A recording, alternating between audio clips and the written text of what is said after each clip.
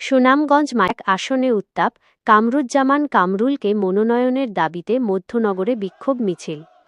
মধ্যনগর সুনামগঞ্জ জাতীয় সংসদ নির্বাচনকে সামনে রেখে সুনামগঞ্জ ১, তাহিরপুর, জামালগঞ্জ, ধর্মপাশা ও মধ্যনগর আসনে বিএনপির প্রার্থী হিসেবে কামরুজ্জামান কামরুলকে চূড়ান্ত মনোনয়ন দেওয়ার দাবিতে তীব্র আন্দোলন শুরু হয়েছে।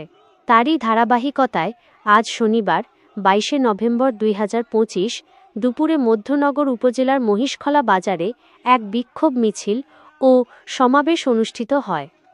বিএনপির প্রাথমিক মনোনয়ন বঞ্চিত নেতা এবং সুনামগঞ্জ জেলা বিএনপির আহ্বায়ক কমিটির সদস্য ও তাহিরপুর উপজেলা পরিষদের সাবেক চেয়ারম্যান কামরুজ্জামান কামরুলকে ধানের শীষ প্রতীক দেওয়ার দাবি জানিয়ে মিছিলটি মহিষখলা বাজারের প্রধান সড়ক প্রদক্ষিণ করে। দাবিকারী নেতা কামরুজ্জামান কামরুল, যিনি সাবেক জেলা বিএনপির সাংগঠনিক সম্পাদক এবং তাহিরপুর উপজেলা পরিষদের সাবেক চেয়ারম্যান, মিছিলে মধ্যনগর উপজেলা বিএনপি ও এর অঙ্গ সংগঠনের নেতাকর্মীদের পাশাপাশি মহেশখলার স্থানীয় নেতৃবৃন্দও অংশ নেন।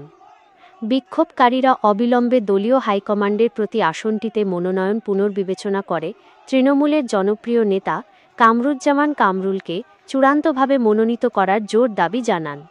অন্যথায় আন্দোলন আরও জোরালো করার হুঁশিয়ারি দিয়েছেন তারা। এই বিষয়ে দলীয় সিদ্ধান্তের অপেক্ষায় নেতা কর্মীরা।